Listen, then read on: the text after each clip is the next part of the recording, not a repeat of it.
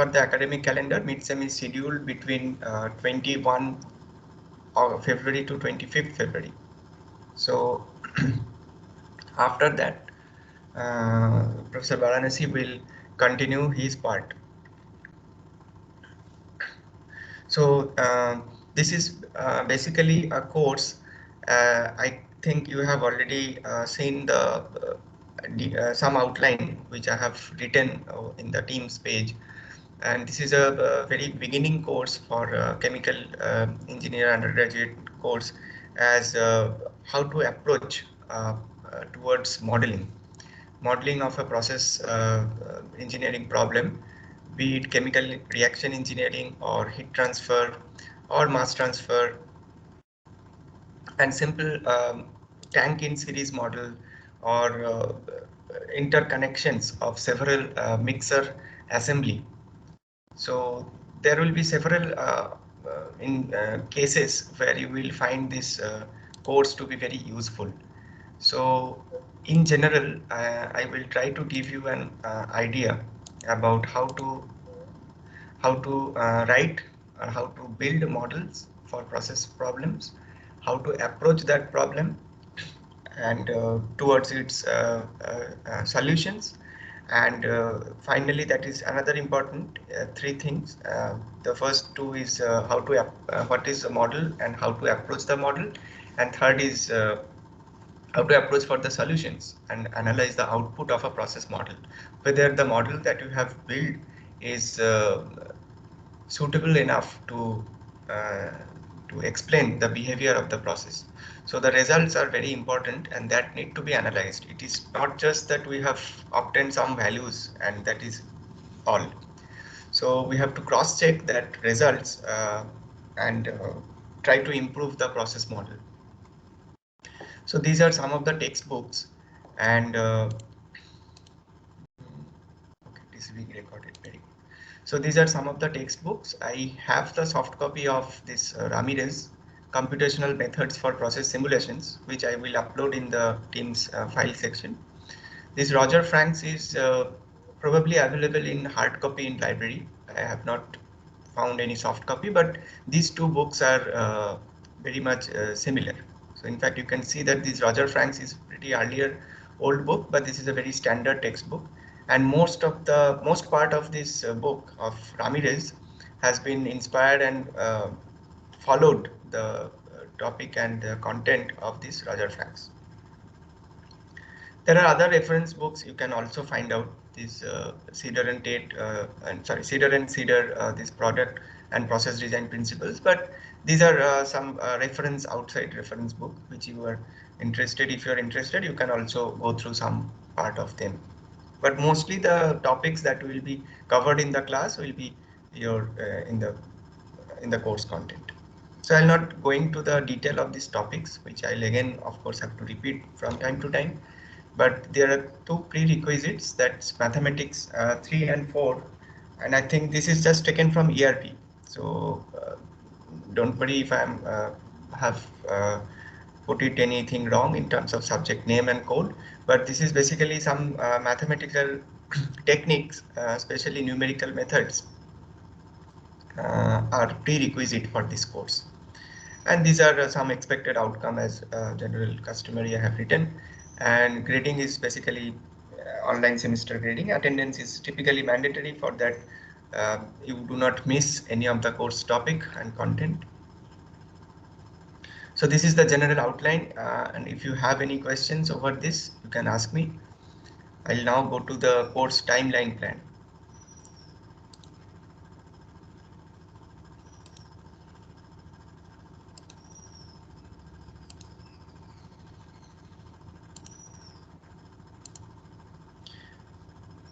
Okay, so here you can see that we will be having some 6 to 7 weeks in our hand, and I have also provided the days wise topic that typically will be covered.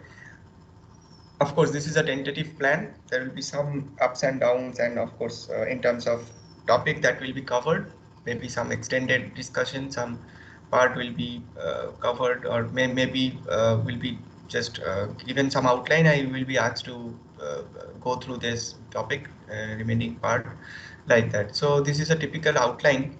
We will today we will mainly cover the basics and principles of modeling and simulations, and information flow diagram. That is very important for to approach any model problem or modeling task. So these are our main approach today, and in the subsequent classes we will see that different cases, as I have mentioned, that be it reaction engineering or mass transfer or heat transfer problems, or even thermodynamic equilibrium calculations, or equation of state deriving flash distillations. There will be several cases where you will be finding the use of different algebraic linear and nonlinear ODE, PD using MATLAB. So these course will mainly deal with modeling approach to solutions and solution technique using MATLAB. So one thing is that you will be very well conversant, though all of you are or probably have a general overview about MATLAB, but still you will be as a part of this course, you have to go through this, and several applications will be covered. Then at some time about in the month of February, we have a around 1 week, or let's say after first of February, we have 1 week discussion about neural network modeling. So this is something different than the typical process modeling course or process modeling approach. One is trying to join the course. Okay, so that part will also be covered, and we'll just give a brief overview about feed-forward neural network, which works on the principle of back propagations. So that some idea about neural network modeling will be discussed in 1 week course, that is covering Monday and Tuesday classes. After that, February 14th, 15th and 21, so this around 10 days or 8 to 10 days, you will have to submit a town project which will be covering typical process problem, and you have to model that and find a reasonably accepted solutions, and kind of a report submissions with its physical significance of the results. So this TAN project is also a part of this evaluation of this course, and the topic or the process problem will be unique for all of you, and which will be evaluated accordingly. After that, there will be a mid-sem exam on February 22nd. So do you have any doubts or any questions over this time plan? So the term project, the problem statement would be given by you, or should we be looking into it and get? No, we will give the problem statement. Our TA Sunil and Deepak, they will be involved in defining the problem. Of course, I'll be there in, but this will be given to you by us, and it will be unique for each on. So individual report you can consider individually.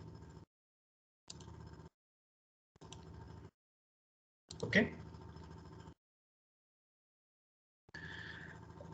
So the TAN project is not just to giving you some different dimensions or different thing. It is just the topics that we will be covering. As you can see that different weeks we have these algebraic equations ODE and PDE of different applications using MATLAB. So this part will just again be revisited in the form of a different process problem. So this probably in the class we will have a very simple to moderate to little complex problem, but in the TAN project you may have many segments together, many components together which you have to model and find a reasonably accepted solutions. So that will be involved coding and of course writing scientific, mathematical coding, or the one typically we are used to do in MATLAB. You can do it in Python or whatever language you can, maybe Fortran, C++, but process problem will be given to you, and those process problem will be similar applications which you have seen in, or which you will be seeing in ODE, PD and algebraic equation applications. Okay. Any doubt, anything about this, any queries about the tentative time plan about this course, week wise?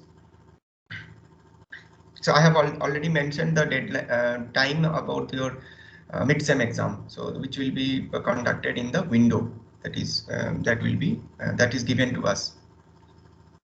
Okay, so I think this is the introductory part, introduction to the course, the topics and timeline and content. And now let us go to the today's part, that is principles and basics of modeling, and then some applications and information flow diagram, how to construct IFD, and some of the applications will be showing to you.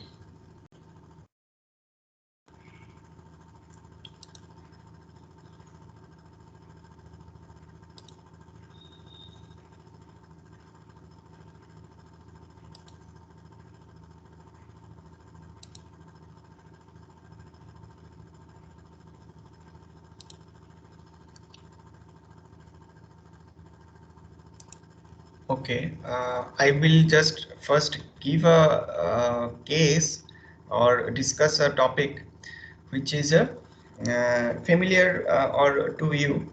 The reason behind discussing this particular example is to give you an idea and overall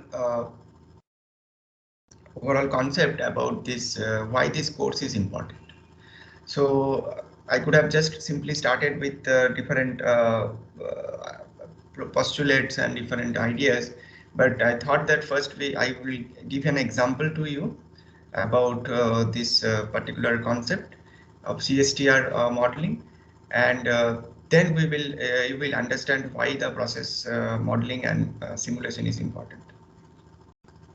Okay, you have already seen a continuous start time reactor. You know the basics of that, or have you gone through CSTR and reaction engineering course? Yes, sir. Okay, great. So that is we are trying to do a modeling of a CSTR. So that is not just a isothermal case, but it is a non-isothermal reactor. Consider it to be a non-isothermal CSTR. So these are continuous reactor, that is a continuous process is occurring. So we will be interested to know that what are the steady state conditions. That means at what temperature and concentrations at the reactor outlet you are getting, and for a designated or for a particular conversions from, let's say, first order reactions A to R is occurring. But since it is a exothermic reactions, so you have a coolant flow that is to be arranged around the reactor to keep the temperature at the reaction conditions, so the temperature does not increase. So that coolant flow rate is important. So this setup can be modeled to see what is the solutions, what are the temperature and concentrations that we get at the outlet, because at the inlet you have the reactant, that is A going to R, let's say, or A going to B. So the feed is coming, you have the concentration at the inlet, you have temperature of the feed at inlet. So these are basically boundary input. Since they are crossing a boundary, so these are basically called boundary input. The concentrations, the temperature, and the I think this is a QF, so this is a volumetric flow rate. And this coolant is separately having its own temperature of coolant and volumetric flow rate concentration as well. So this setup has been described physically. What we are interested to see is that what is the temperature and concentration at the reactor outlet or at the reactor inside, because its assumption is that it is a completely starved and no heat loss through other sources, and these are some of the assumptions that you already make while doing the process modeling task. So let us see how we can analyze the problem, and more importantly that the significance that we get from the solutions. So after doing the modeling, why we are interested in this particular case.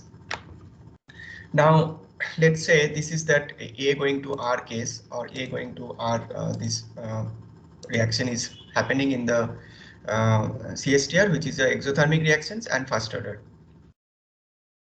So we can first we can write the what is called this mass balance or mole balance equations.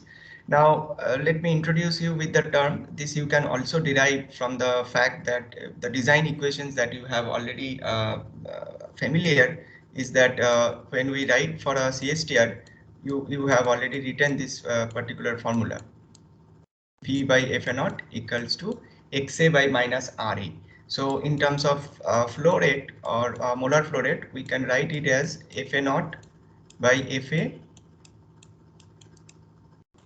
by Fa naught. So this is your Xa, and Ra is basically rate. So that is, we can also write as Kca, and or minus Ra, that according to the notations. So K is basically the rate constant, which is nothing but written here as K0 exponential E minus RT. So I'm just writing it as K. And Ca is basically, you can also write as Fa by V dot. According to this V dot, this is a volumetric flow rate, so V dot. So if you just write it in this, first if you write in this way, then you can rearrange these equations and just consider Na dot as F, because this has, as I probably noted in this way, that molar flow rate is Na dot. So this is nothing but I have written here as Fa. So if you rearrange these equations, you will get these equations.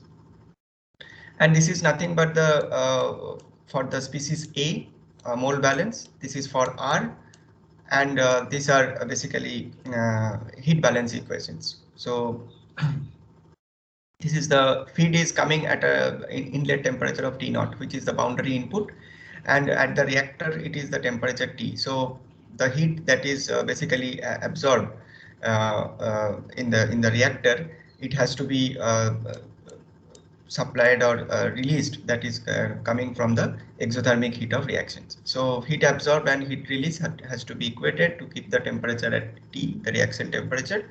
So this is the molar flow rate, this is the Cp, so mCp delta T, or according to that concept, you have to arrange the unit in this way. So molar unit, so Cp is also in per unit mole heat capacity.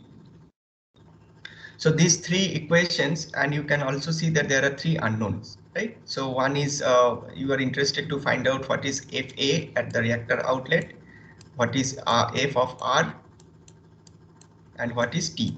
So three equations and three unknown.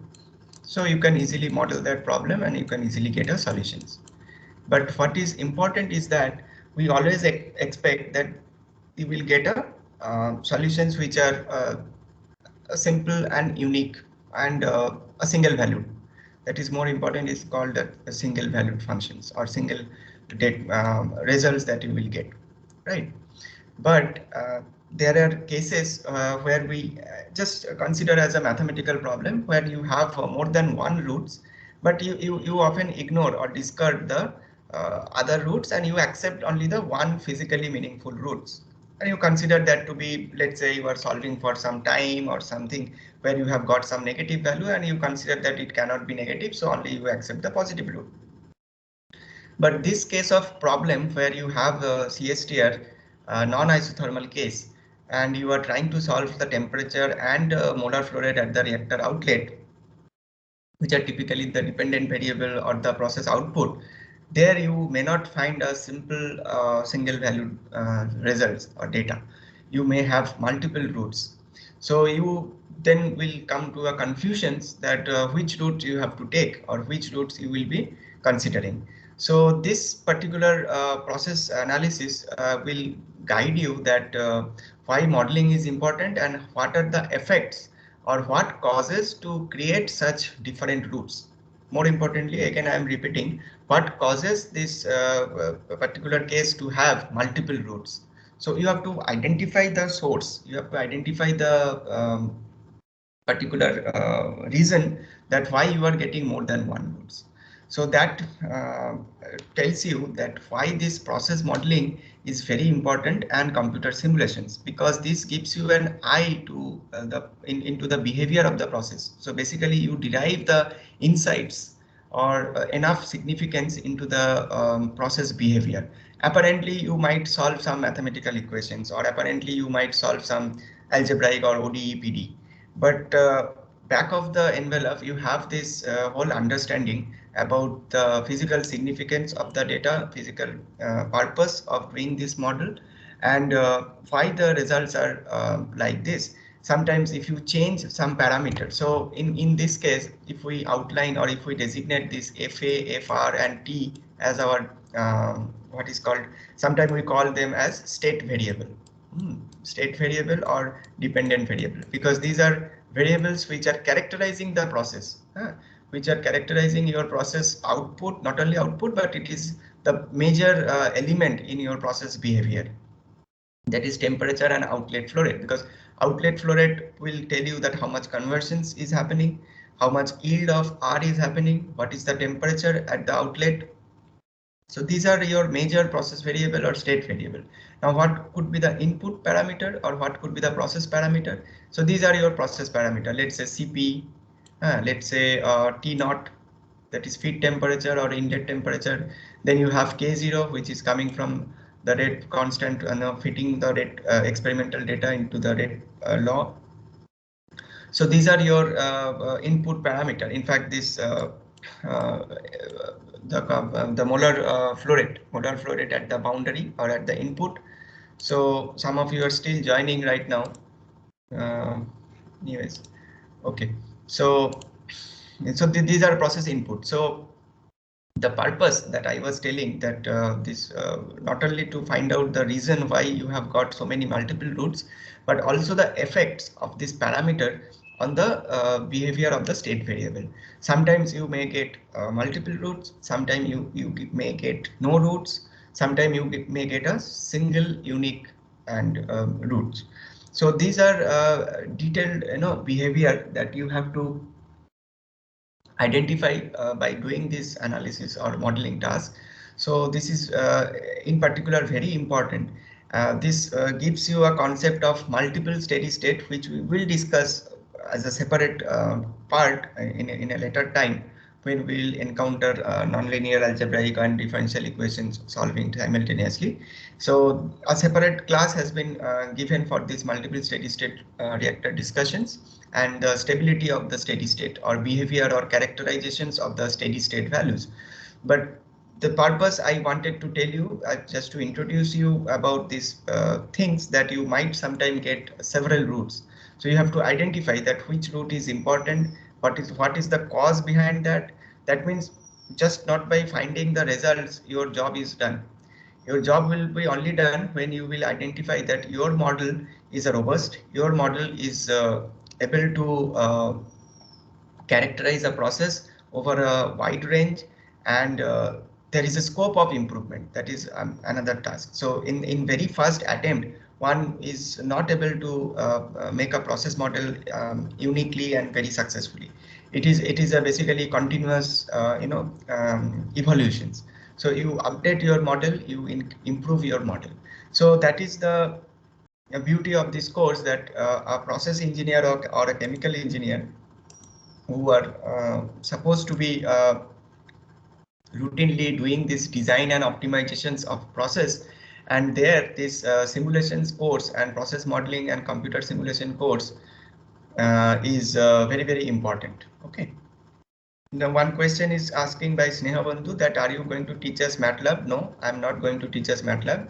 You will do the process simulations using MATLAB. So that is a tool. So this course is not aimed to give you the discussion on MATLAB, but this course will give you an eye to go into the process behavior and how to approach for model, how to solve the process equations, and there you need the prerequisite, that is some mathematical and numerical technique, and of course the data that you get or the results that you get, whether that makes sense or whether you need to update your model. So this whole behavior or this whole 3-point analysis will be basically discussed, and as a part of this course will be taught to you. Okay, now let me give you some of the so this topic, multiple steady state of reactor CSTR, will be again discussed with you, because otherwise the whole purpose of the today's class will not be covered or will not be given to you. So this will be again revisited sometime later. So, but the idea I hope you have got that there are scope to further, go into the problem. Don't think that this course is just a simple mathematical course and it's you have to solve it just by doing numerical technique or mathematical technique. So this is not that case. Okay, so just to continue in that line, in the similar thoughts, let me show you some of the introductory pages, which is very important to read to go through into this course. Is that I'll not go through this reading of this task, but at least why this simulations is so important to chemical engineer or process engineer is that there are 4 points which I have found it to be very useful for you to read. And since this is a beginning of this process modeling course in chemical engineering which you are taking, so these 4 points which is the benefit that you get from simulations must be read by you. So basically one is the economic desirability. What do you mean by economic desirability? It is basically the you get a much cheaper alternative technique in order to design a process, because you are not going to build several numerous different size pilot plant and to test whether this process is working or not. It is just a computer is required, and you just see whether it is feasible, whether this output or the reactor sizing or the reactor temperature at the outlet is meaningful or not. Sometimes you may get 5000 degrees centigrade or 10,000 Kelvin, but that is absurd. That is not required. But for that, you are not supposed to go to build a plant and see and then waiting for it to be exploded. No. So economic desirability, that it's very useful, very important purpose that simulation does serve to us. Second is basically, as I was saying, that system parameters, that the inlet temperature or flow rate or the inlet concentrations, the CP values, these how they affect the process behavior. So this simulations also gives an way to understand the effect of system parameter and any process disturbance, whether the temperature has changed at the inlet or whether you have suddenly introduced some of the reactants which are also getting miscibled with A or being reacted separately. So these complications can arise and can be introduced in a process to make it to a more complex model. Third is basically it's a scale up purpose. We of course use the simulations to extrapolate our data. For example, you have built a model, a process model for a particular data, or for you are waiting for the results to arrive and you got some results, but you want to see if the behavior beyond certain point, beyond certain temperature or something. So you can always extrapolate it and you can always further scale up for higher capacity or higher productivity that you are expecting at the outlet. So you can do whatever you want, like in this way, that you can increase the temperature, you can increase the flow rate, you can decrease it. So it is on your hand. So simulations is nothing but the experiment using computer, provided the fact that you have the knowledge of chemical process in the form of writing mathematical equations of each process. So there is always these two things are like two sides of a coin, that when you write a mathematical equations, it must has to be described a particular process behavior. So when we write a enthalpy balance over a CSTR non-isothermal case, let's say endothermic reaction is happening or exothermic reaction is happening, it is just describing the behavior, but you are also able to write it in the form of mathematical equations. So that is very important. Each of these mathematical equations that you write or encounter in this process modeling has to behave, or should be able to describe the process behavior physically. So you can realize that this process is happening, this phenomena is going on, and therefore we are able to write this mathematical form of that particular process. So the final thing is that the 4-point benefit that I was talking about is that understanding, of course, the process behavior and process mechanism. So that is very important. So this is a kind of, you are starting from some theory, some background, some process phenomena, and you are able to write the equations. So this will tell you, this will give you the flavor of, going into not only the detail of the process, but you will understand from the output or from the results that you get after solving several simultaneous algebraic or differential equations about the mechanism, or how you are getting this data. So almost like you are diagnosing the, or kind of operating on the process. You are going into the detail of the process, the mechanism, the behavior, you are able to understand. So this 4-point benefit is very important, which I have found, and you must read. In fact, the introduction chapter is very useful. So I will ask all of you to read this introduction chapter of this Ramirez book before you go into solving into general problem that you, this is 3 to 4 pages, no, not more than that. I think 5 pages. So just read it. It will give you very interesting motivations for this course. So that's being said, let us look some of the, or maybe if you have some questions, you can ask. After that, I will show you some examples over information flow diagram and some applications of linear algebraic equations, 1 or 2 small applications.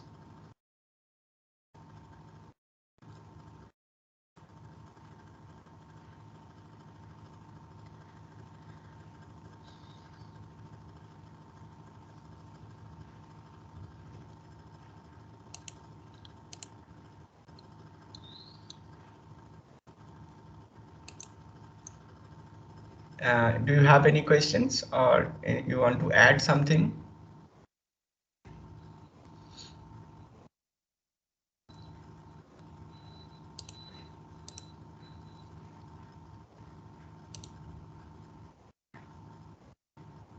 Okay, if not, then let us go to some examples which I wanted to discuss today.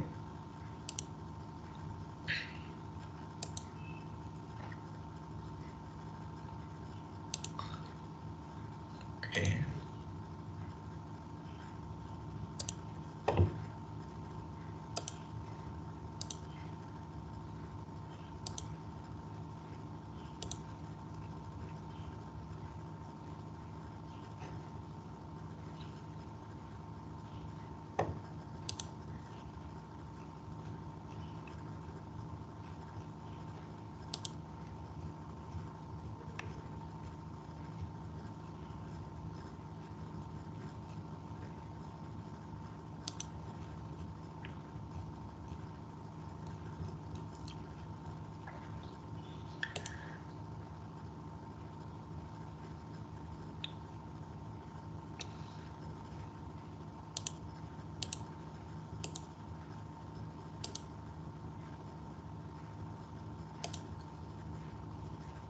Okay, so this slide was just some idea about before we take up any example problem of our IFD, information flow diagram, just to give you a more extended discussion about which one I was trying to make, is that the level of complexity that we get when we go for analytical methods.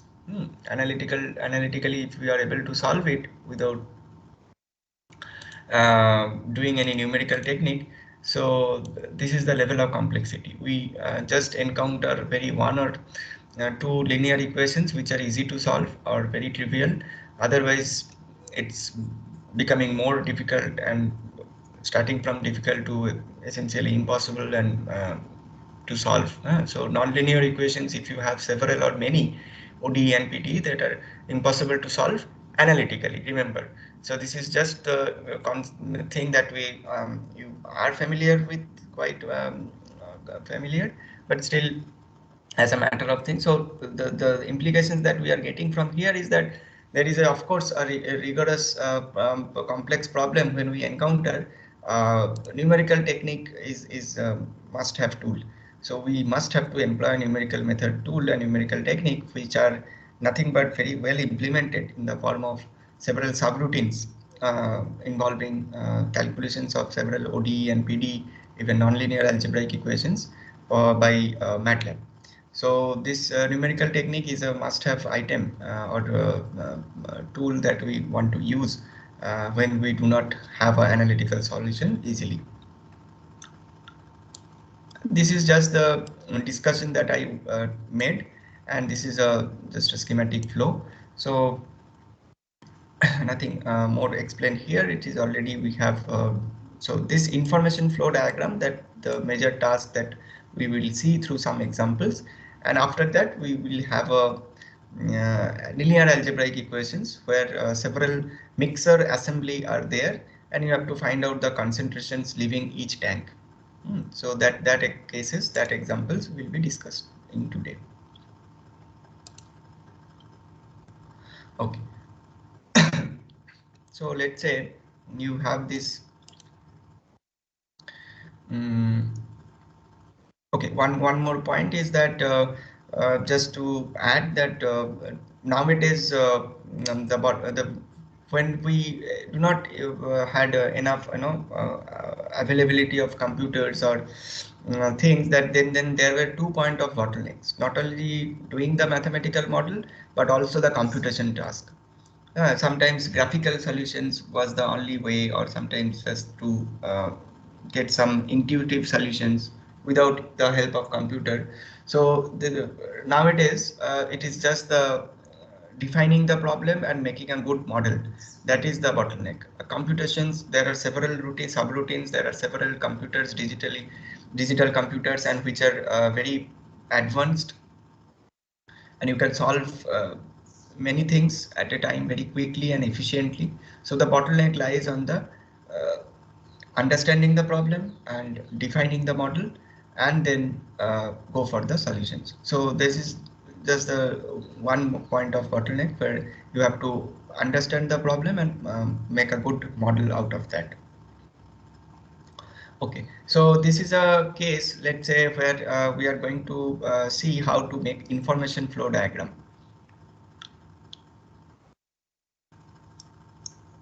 So information flow diagram is basically give you a way to arrange your equations so that you can, without solving the equations, you get an idea about how they are interconnected and how you are going to solve.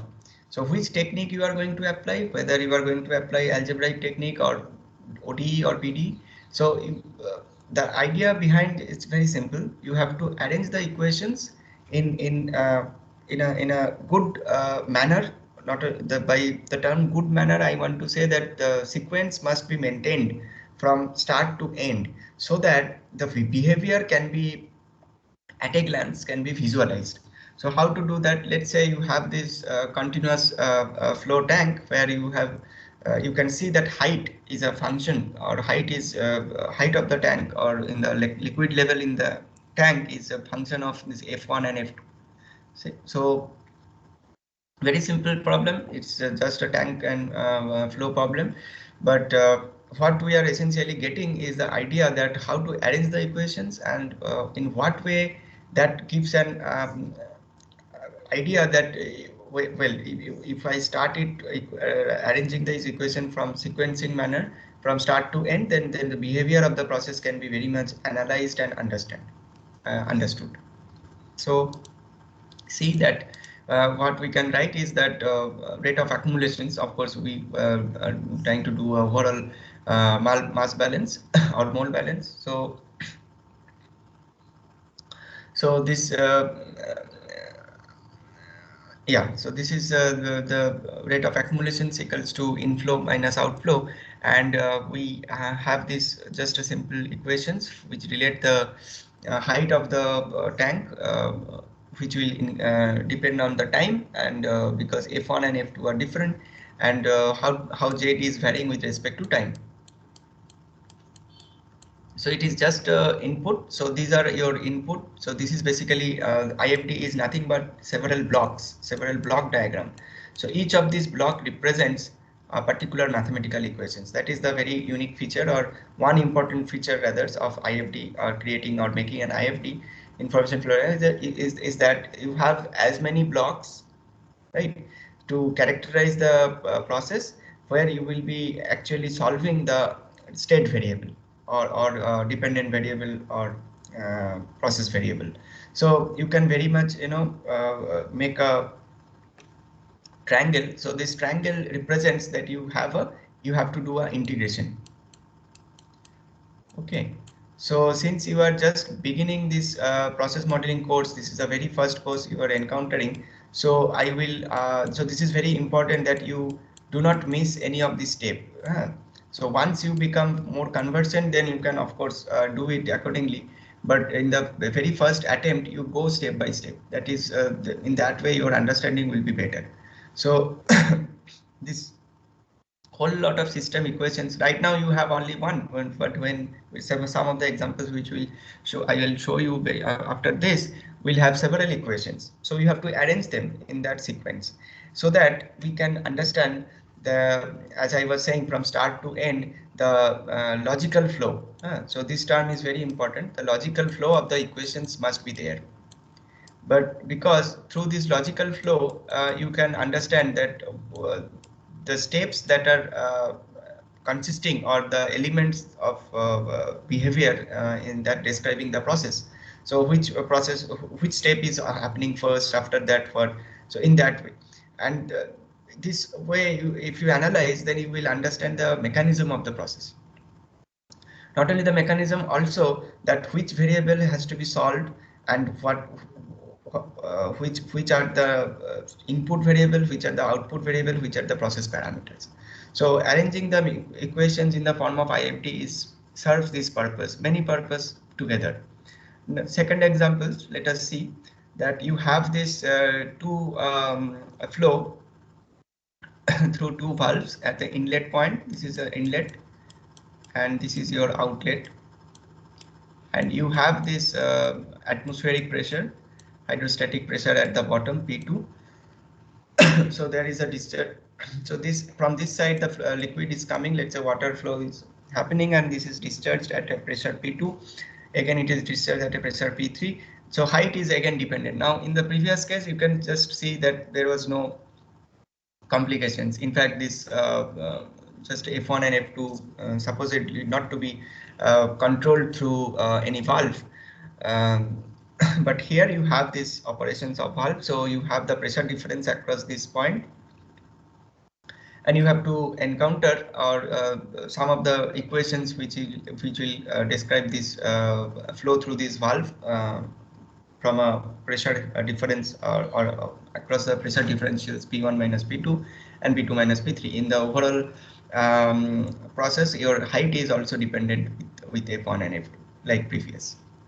So thing is more complex, or little bit complex than the previous example. So for what first we have to do is the identifying the variables. What are the dependent variables and what are the independent variables? So these are basically dependent variables, because F1 and F2 will vary, and Z of course is dependent on F1 and F2 as well as P2. So first we have to list down what are state variable or what are dependent variable and what are independent variable, because P1 is the source from where the liquid is coming. So you have to know the pressure at the source, you have to know that this is at what pressure it is being discharged, and P0 is your atmospheric pressure. So these are your input or independent variable that we often call some already given to us, and these are four variables. So there must be four unknowns. So since there are 4 unknowns, so there must be 4 equations. So this is one of the modeling postulates, that as many unknown as many equations. So somewhere I have written this part as a postulate. Let me see. Okay, I'll cover that part. Anyways, so you can already understand this, and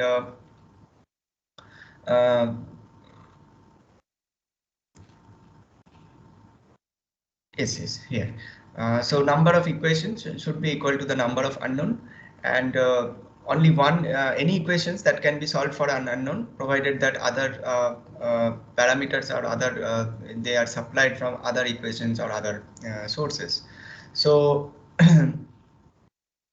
so let us go to step by step as we can consider. So coming to this particular, this particular example, how to create IFD. Now there could be different arrangement. So this is very important, as I have introduced a term called logical flow. So you will see the consequence of that.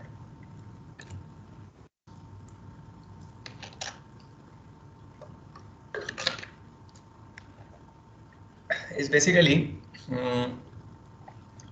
called natural ordering or unnatural order. Sometimes it's not a natural ordering. So there are 3 different arrangements that we can make to this model. 3 different arrangements. Now let us first see the incorrect one, or which is not called natural ordering. Mathematically this model is possible, or mathematically this equations are fine, we can arrange them, but this will not give you a natural ordering, or this will not give you a logical flow, cause and effect relations. So what is that? So let us first we see the behavior of the equations, and then we will come to the this particular arrangement, 3 different arrangement.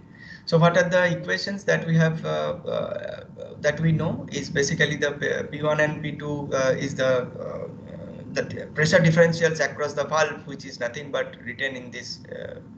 Did I write the equations somewhere, or just give a minute?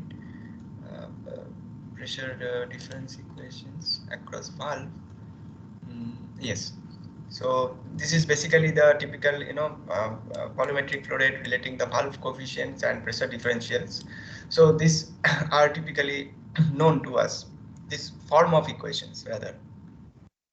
So that we have will be used to characterize F1 and F2. Z will be related to P2 by hydrostatic pressure equations, and of course Z is also related, as you have seen, that through F1 and F2. So there are 4 equations in that way. One is characterizing F1 with respect to P1 and P2. One is F2 involving P2 and P3. Then Z, which is the height of the liquid level in the tank, is a function of F1 minus F2, as we have seen here. And the finally is P2, which is P0 plus ZGH and rho G Z. So that way we let us say we have written in this form. So as I said, that 4 equations, so 4 unknown, therefore 4 blocks. So each block represents each of these unknown that you want to going to solve. So at the input you have something, let's say, so these arrows are not input, but if something is there in the input, let's say when you are writing these equations, F1 equals to valve coefficients into pressure differentials, root of the pressure differential, the here P1 is your input. Now what you are going to solve, you are going to solve F1, because that's the equation is telling us that F1 is equals to, so we are essentially going to solve F1. So from here, this point, you are going to calculate F1. In order to calculate F1, you have to supply P1, which is coming from input. You have to also supply P2, so that you are supplying from some other equations, which we have already written here. Probably if I second point. Any equations can be solved for an unknown if all other unknown are supplied from the other equations. So P2 is coming from other equations, so we are writing that. So F1 is again going to serve as an input for this Z, where Z is coming from this way. Now you can also see that F2 is going to be supplied in order to solve the Z. But here Z is almost coming as an input. That means here this equations is kind of misleading or misguiding to us. That means from here we are saying that output arrow, that is the part that is indicating that the thing that we have solved. That means from this equation what we understand, that we are solving F2 through a numerical differentiations, isn't it? Is not that we are solving Z. It is almost like Z is supplied from somewhere. We are doing some differentials, numerical differentials. Then in the form of that, we are actually calculating F2, which are going to supply it here, and we are calculating P2, and P2 is serving here to give you the Z. So here you also see that there is no triangle sign. That means there is no numerical integration is also happening.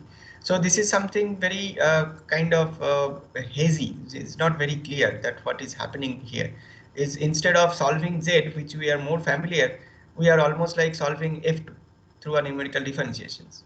So this is not a kind of a logical flow, or not a natural ordering in that way, or not a behavior which characterizes that cause and effect relations. What is cause and effect relations? Because Z is a difference of this F1 and F2, and you are integrating with respect to time, you are calculating Z. That is a logical flow. Also logical flow is that you calculate F1 and you calculate F2 separately through pressure differentials, and Z is there for to give you the P2, which will give you the F1 and F2, and then you are able to solve simultaneously. So there is a circular, connections, that interconnection is there, but this is not a logical flow from this model 2. Similarly, the model 3 also, you will understand that this is not a logical flow. This is just I have done with respect to F2 here, and here it is with respect to F1 here. So this mathematically they might be possible, but they are not actually depicting the behavior of the process in a logical flow manner, or in a cause and effect relationship manner. So this is very misleading, or this is very confusing to us. Whereas if you just forget, or if you just temporarily hide the other sources, other models, and I just describe this particular model, that is model 1.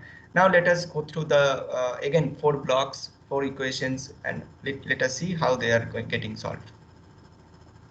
So P1 and P3, as I have mentioned here, that they are supplied here, they are independent variable. P1 and P3 is supplied. You have to also supply P2. See, one thing is that all these equations are has to be solved simultaneously. There is absolutely no doubt about that. Model 1, model 2, model 3, everywhere you will not have a single equations and then that input is going to be used for solving. So all our equations are coupled, right? They have to be solved simultaneously, not independently. So simultaneous solving and coupling equations, that is understood. But are they making a logical flow instead of numerical differentiations? Can we avoid the numerical differentiation part? Because that we have seen here, that instead of solving Z, we are supplying Z and we are solving F2. So how will we F2 solved? F2 can only be solved through numerical differentiation of this dz dt. So this is very kind of not trivial, not very usual to us. Whereas this particular form of equations is very kind of satisfying to us, in the sense that we know that there are numerical integration technique very easily available, and that can be easily solved. Z can be actually calculated through the numerical integrations of these differential equations. And this, once the Z is supplied as a function of t, and then we can give to, or let's say at particular time we are solving for Z, and that we are giving to this P2, and then P2 is supplied here. So basically this is a logical flow. So in that way we are also not only avoid the numerical differentiation part instead of by implying the numerical integration, but also we get a more stable and convergent solutions that will describe the process behavior. So that is very important, that logical flow is nothing but the cause and effect relationships which are involved in the process. So you have to arrange the equations, or you have to arrange the block diagram, nothing but, so arranging the block diagram is nothing but arranging the equations, because you can see that each block represents each 4 equations, and each 4 equations are required because there are 4 unknowns, right? There are 4 unknown, F1, F2, Z, and P2. So 4 unknown, 4 equations and 4 blocks, but they have to be arranged in a manner so that you can understand the sequence and you can also avoid some complexity or calculations difficulty. So that is why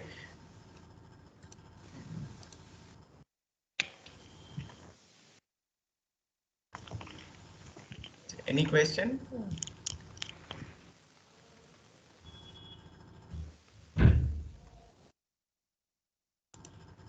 So that is why, do you have any question, anyone?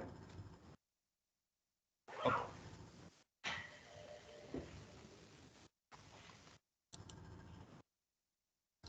So that is why this particular natural ordering or cause and effect logical flow is important, and I wanted to highlight you that always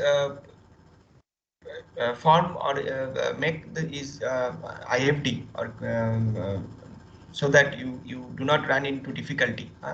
Do not just simply just put it in different blocks. You have to show the interconnections and how to arrive at a particular solutions. You have to highlight that part. So here we are going to solve Z, we are going to solve P2, we are going to solve F1, and we are going to solve F2.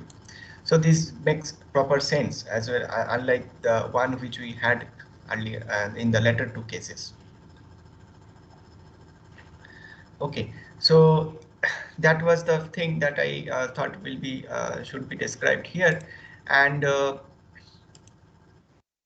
more examples. I can also show one more examples, but there will be one practice problem that will be given to you so that you can solve it on your own after I or maybe I will ask that to solve in the class, because Ramirez book has several examples where you can see the construction of IFD.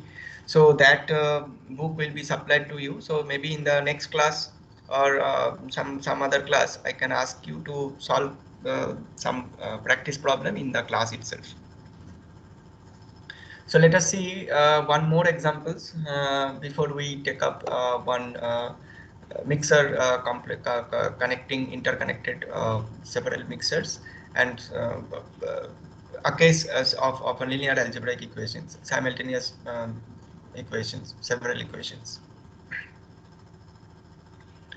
Okay, so this is another examples where you are going to solve both mass and energy, and you are going to calculate the temperature as well as um, the what is called concentration.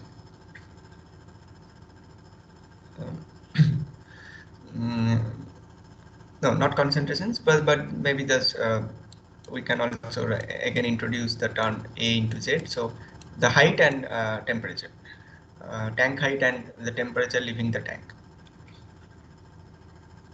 So both enthalpy balance as well as the overall mole balance or mass balance is introduced here, and we didn't explicitly have written V as Z, but it is introduced already. Area is introduced in the term, so we are having these equations for calculation of height or volume, which is going to be supplied here to calculate the T2, that is the temperature at the outlet, and it is a start tank. So inside the temperature and temperature at the outlet are same, and of course T1 is our boundary input that is supplied, that is independent variable.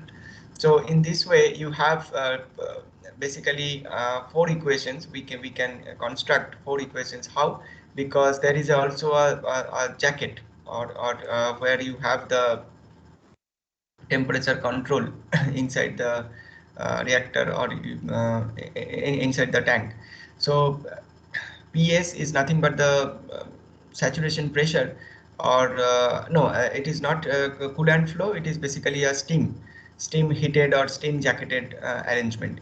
So you have the temperature of steam, that is heat is being added into the system, so that temperature changes. That is the cause in that sense.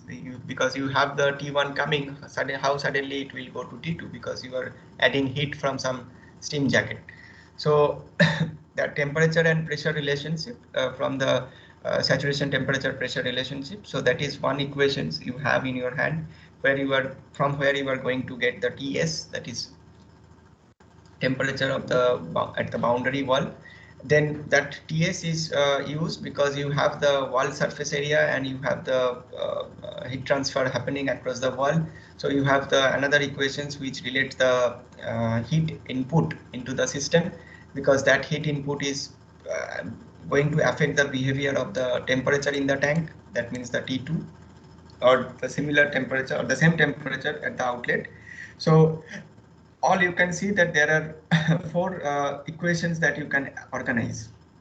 This I already, though I have not written, and this is also I have not written, but since you are going to calculate this Q, which is unknown from these equations, you are going to calculate phi from this equation, which is unknown.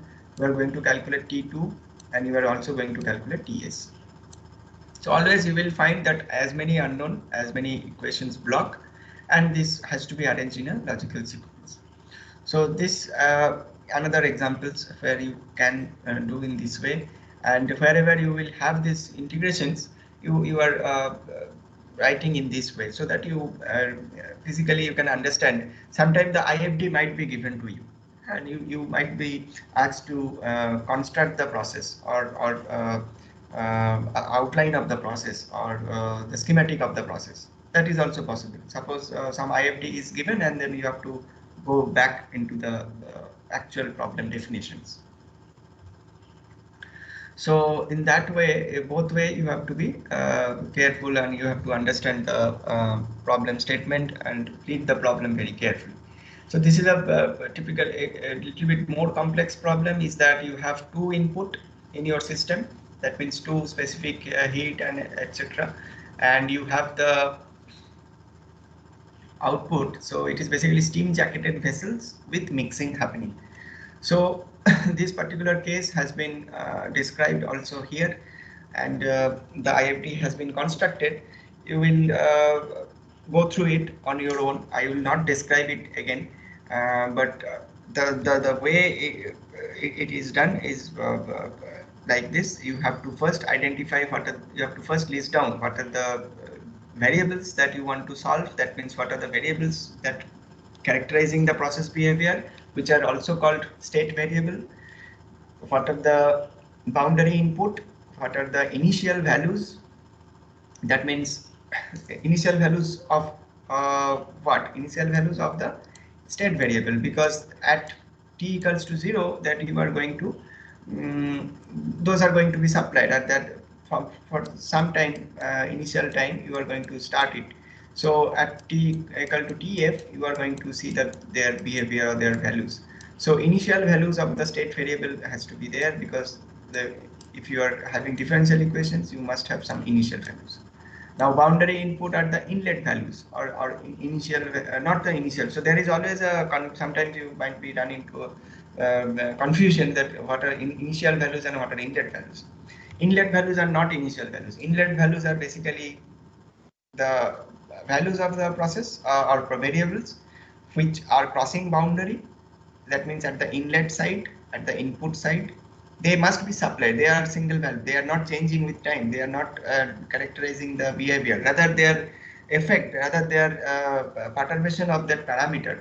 For example, today, if you remember the example of that initial example, multiple steady state, where I was describing that if you change the inlet temperature, feed temperature, that has a big consequence over the different steady state values, which you will come across in the detailed description of multiple steady state. So inlet parameter or boundary input are different than initial values of the state variable. So when you have several equations, right, several equations, when the model is very much rigorous and complex, you will find that uh, you have to handle several variables, and there is a very chance of mistake that inlet values are being taken as initial values or just vice versa. So your results will be wrong, and of course your simulations data will not be meaningful. So one has to be very careful. That is why I am emphasizing on this fact that you go step by step, you write the process equations, you arrange them in the form of IFD. You write down what are the initial values of the state variables. You also write down what are the inlet values or boundary input, that is crossing the boundary from some maybe some steam jacketed entering, or steam jacketed case where you have the wall temperature, or the pressure, not the wall temperature, the supply pressure, that is saturation pressure of the steam, so that you can calculate TS. You can also have temperature at inlet of the two different stream, A and B, their flow rates, etc. So you have to be very careful while constructing model, while solving the equations, that you take proper values in it. And some of the writing I have also made, that arrange them in such sequence that there should be a logical flow, one block to the next, as I have emphasized in last two examples. And finally a check is made so that all variables required by each equation is produced by some other equation, as I was saying, that you do not miss any of the equations or any of the unknowns. So this particular example you will go through. I am not further elaborating on it. This is also given to you for your understanding, and if you think that this is wrong, then that also you can highlight in the next class, so like that. So now I will go to an example where you have to where I will show you the several mixer assembly together. Here also I will emphasize the physical significance of the results that you are getting. So all in cases that in subsequent classes I will be discussing, it is essentially two things I will be doing.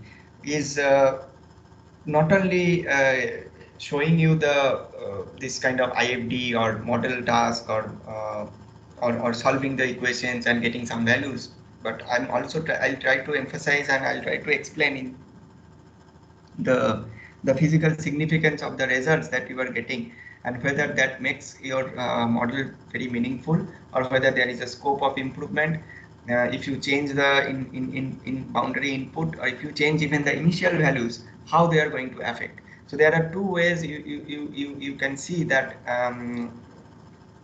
effect can be seen at the outlet, or effect can be seen on the process variable, be it at the parameter side, that means be it at the boundary input side, like temperature inlet or flow rate of the input stream, or be it at the initial values of the state variables. So these two are very important, which might or which not only might, which will actually affect your behavior. So this detailed way I'll try to cover. In that way, may not be several examples will be covered, but at least some of the important examples from reaction engineering and thermodynamics or distillations I will try to cover. And of course, Professor Varanasi will also try to emphasize more on the Aspen simulations. So that is also essential. So these two courses, these two, we both the faculties will try to make you understand or enable you to deal with any kind of process problem to be modeled, and can be solved whether you take an approach of MATLAB solutions, or whether it can be solved using Aspen. So sometimes there are some examples where both can be tackled using both MATLAB and Aspen, and you will definitely arrive at the same solutions. That is the case. Sometimes you may be able to, or rather he will be showing the some example. For example, thermodynamic equilibrium calculations, which I will be also showing you to solve in MATLAB. Also, the similar thing can be done in Aspen. So maybe that you can also try on your own later stage. Okay, so let us go through this example, which is basically a mixing tank problem, and we are having a steady state equations right on our hand. We do not so the case is that you have several mixers tank together, your several input streams. So this is particularly the case where you have to blend some component, or you have to prepare some chemical or intermediate compound by mixing several of the other compound. So typically in paint or some other industry or some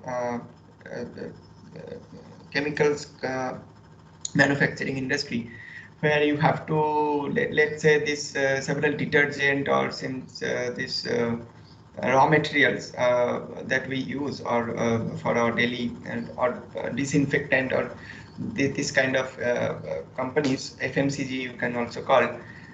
There you have this mixers, several mixers together. Here I have only shown 5. There may be, let's say, 50 or 100 together. So, but at least this understanding you will get from this example that you have you have these cases where you can approach or take a very simple technique available in MATLAB to solve several simultaneous equations.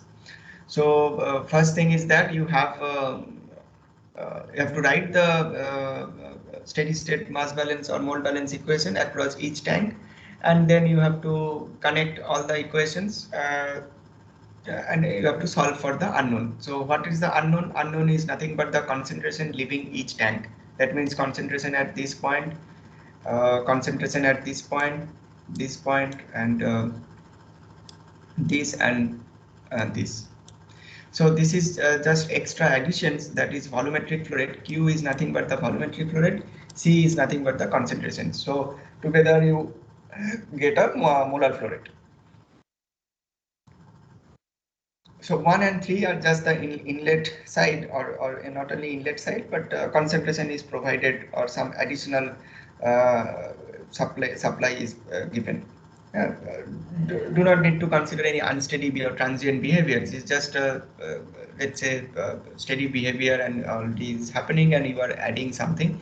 So how it is going to change the concentration in the remaining tank, in the interconnected tank, because you can see that there is a lot of interconnections.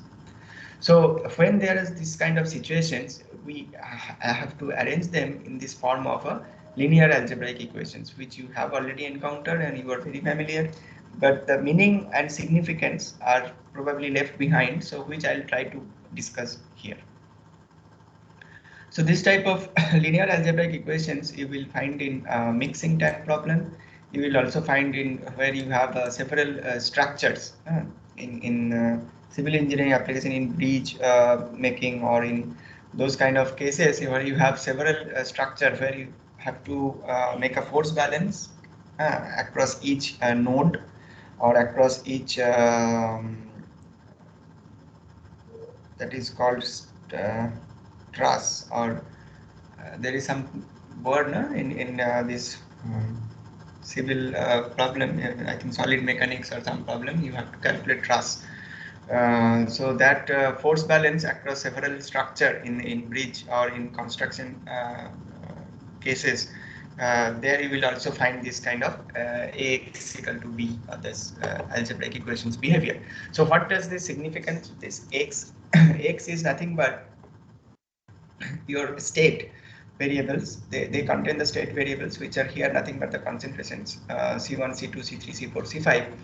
So they are nothing but state variable, or that is also called response, state or response. B is nothing but the independent behavior, which we call as external force or stimuli that drive the system. That means drive the system means, for example, suppose this Q01 and CO1, these were not there. It would be going like this. There will be no changing, nothing. So no change in behavior. But since these are added into the system, these two things are added into the system, that actually your driving force that actually drives the system. So that causes the change. So that is something externally you have added. So this is not dependent, rather it is an independent behavior of the system. You are adding something, you are giving some stimulus, and you are waiting for the response. That means you are waiting for the change, how C1 is changing, how C2 is changing. So this is the kind of meaning of those terms that we write in the bracket or in the form of equations. Now what is A? A is nothing but the matrix. So that is the coefficients of the parameter that represents the interconnections, right? So when you write the equations, I have not written the equations. which you can easily write it as input equal to output because there is no accumulations happening. So try to write across each tank. Try to write across each tank C1, C2, C3, C4, C5 the 5 equations involving 5 unknown, and just doing simple mass balance in input equal to output, no accumulations, and you will find that this and if you arrange them as a into x equals to b for each cases, so you will have some coefficients into C1 plus some coefficients into C2 like that. Somewhere it will be 0, somewhere it will be some finite number. So those numbers bracketed, those coefficients, they actually represents the interconnections. So A represents interconnections, X represents response, B represents stimuli. So this is the form of Ax equals to B that you often encounter in linear algebraic equations solving. Sometimes if you go for what is called finite element method in numerical technique, you uh, lower down the complexity of partial differential equations by employing finite element method, and then you convert the PDE into ODE, then ODE into directly to algebraic equations. So you solve values of temperature at intermediate nodes or intermediate points by solving this kind of Ax equal to B. So this is the meaning, and now when you solve it just by simple back what is called backslash. I mean, backslash is available in MATLAB. It employs the numerical advanced technique, not directly the Gauss eliminations, but it is some advancement of Gauss eliminations. I'm not going to the detail of that technique. It's here itself because all of you are familiar with Gauss eliminations, but this backslash meaning is that subroutine that employs the advanced Gauss elimination technique that is available in MATLAB. So all you have to do once you write the equations, then you have to just do this kind of B, and you will get these equations. I'll show you to do that in MATLAB just by examples here. So maybe I just first show you that thing, and then I'll describe the significance of the A inverse or inverse matrix that you also get from that results.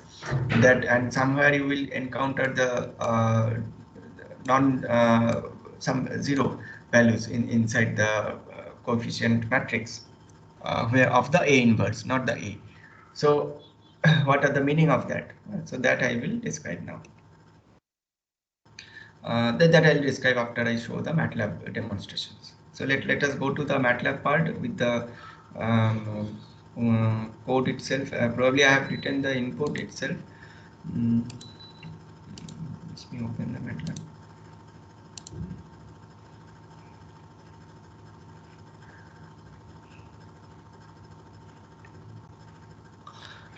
So I have directly actually written the coefficients. Can you see the screen?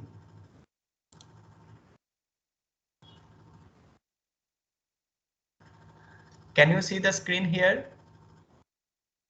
Yes, sir. Okay. So I have directly written the coefficients itself. These are coming from the simultaneous equations that you have to arrange them. So just simply by writing this A inverse or answer basically X unknown, the concentration in each tank backslash. So you can get the meaning in backslash in MATLAB and read it for your details in reference. And this IM is nothing but the inverse matrix.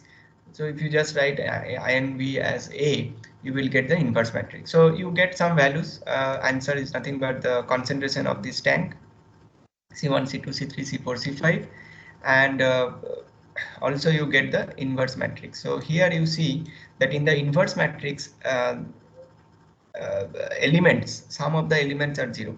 Okay, so what are the meaning? What is the meaning of that? Okay, let us go to this again, that part.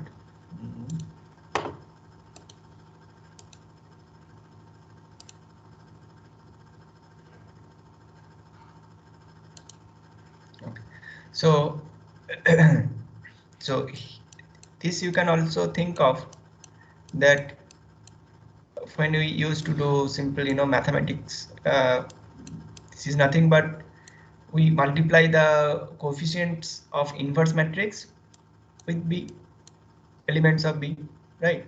This is a typical m by n matrix, and this is n by 1. So you get m by 1. So if you encounter some of the zeros here, then what is the meaning of that? So meaning is basically like this, that if you are going to so basically it is again a cause and effect kind of thing, that if you do a change or unit change in reactor J, how will it affect the behavior, that means the concentration in the ith tank?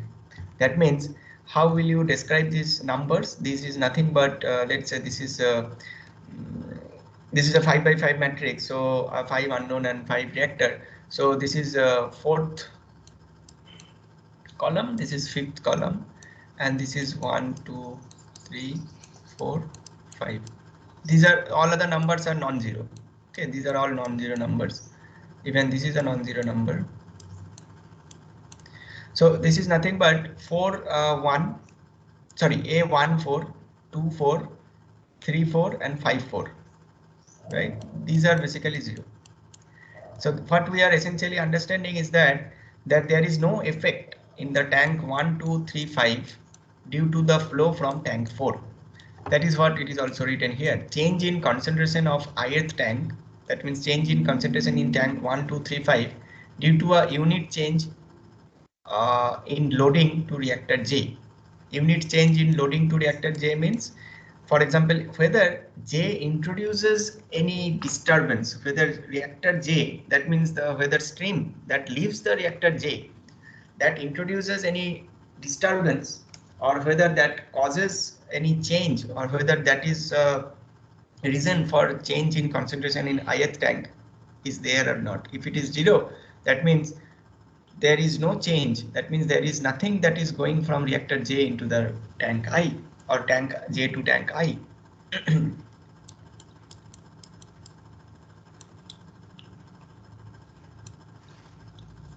How will you understand that? Go back to here in this again process. So that is where I wanted to emphasize that when you get a results, when you get the behavior, when you get the results, you have to also cross check the results, or rather you have to also, for a detailed understanding of the process, you have to take the results values and go back into the equations or go back into the problem definitions to see whether the result that you have got makes sense, whether it is meaningful, or that it making any physical significance, physical sense or not. So that is where I'll put my bigger emphasis in this course, that don't solve the process modeling and simulation cases or problems just for the sake of mathematical tasks. There must be accompanying physical picture, physical scenario that must be clear to you. The result that you have got may not be meaningful, may be correct from mathematical sense, but it is not meaningful. Some other values that you have got. So you have to understand, or you have to do that proper check whether you have done it correctly or not. So the significance that you get from, as I have said here, and then I go back to the here again, you see that from tank 4 nothing is going to tank 1 2 3 and 5. How? Because you see that this is the leaving, this stream concentration C4, is it going to again is it going to again entering into any of the remaining tank 1 2 3 5? No. Whereas if you just take a case, for example, which is non-zero, right, which is non-zero tank is, there are several non-zero tank, non-zero numbers. So for example, you just take this case. This is non-zero, right? 5 4 5 and 5 5 5 5 is of course the same tank that has to be non-zero. In fact, here also you can see that 4 4, this cannot be non-zero because something has to leave from the tank. So itself that same tank and same, so 4 4 represents the stream that leaves that the tank itself, the concentration, that has to be non-zero. But the 0 in other cases means it is not going to enter. Similarly, from 5, you can understand nothing is going to enter in tank 1, tank 2, tank 3, but it is going to enter in tank 4, right? So here there is no effect, but here there is effect. That means stream that leaves tank 5 is not going to enter or is not going to disturb the concentration in 1, 2, 3, but it's going to disturb the concentration in tank 4. How? Now you can see here that from 5 something is coming and entering into the tank 4. Right. Now you might argue that tank 4 is connected to tank 2, tank 3, tank 1. Very well, it is connected. But from tank 4, nothing is again going to tank 1, 2, 3, which earlier we have established or we have seen that it is 0 means that from 4 nothing is going to 1, 2, 3, 5. That means if something is coming from 5 to 4, that can come from 5 to 4. That is why this 4, 5 element is non-zero, or rather 4 and 5, fourth row and fifth column is non-zero because it has entered into it from 5th to 4. It has entered, it has changed the concentration of C4, but from C4 the stream that leaves is not entering into 1, 2, 3. So that's why this 1, 5, 2, 5 and 3, 5 is also 0.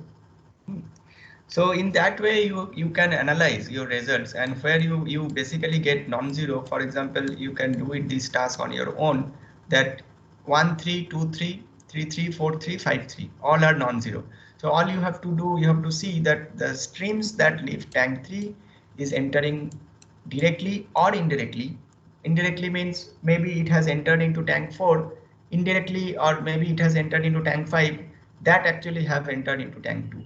So 3 has a effect on tank 2, that is indirectly, or 3 may be directly adding to tank 1. For example, here you can see that 3 directly adds to tank 1, that is a direct effect.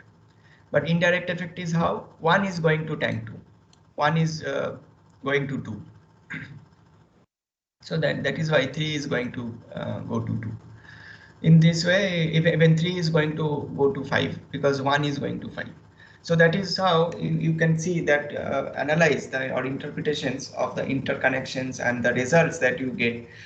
So whether cause and effect change is there, and in this way you basically post process your data, post process your result to further gain insight and understanding of the behavior of the problem.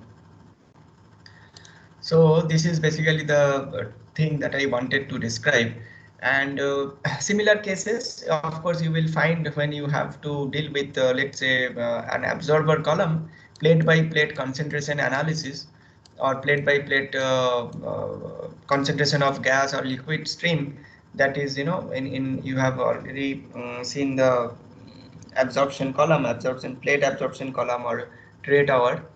So there you can actually also make these kind of balance equations, and you can find out the concentration in each plate. So steady state equations you have to make, and you have to understand that significance.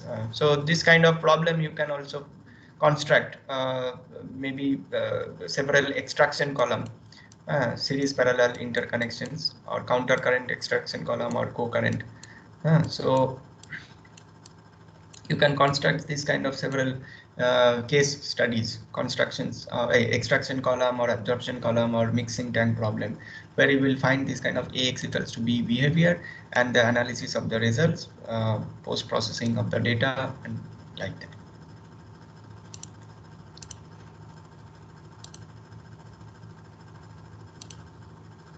Okay. Any question till now? Anything you want to add?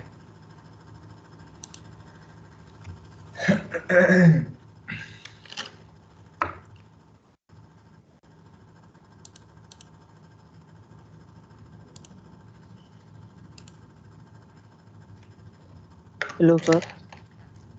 Sermon is coming at 9:28. How? Anyways, today is the first day. Yes, someone is saying so. Sir, myself Deepak. We are not able to download. Acha, Deepak, yes. Tell. Yes, sir. We are not able to download attend. Attendance you are not able to download. Okay. But it is available, I think. Okay, let me do that. I'll do that. I think we are permitted. Okay, I'll check that and I'll correct that later. I have downloaded it. I've downloaded it. Okay, sir. Okay, so any questions till now? More or less, the content that was supposed to be discussed has been discussed in today's class. Now, if you want to add or if you have some doubts, you can definitely ask me now.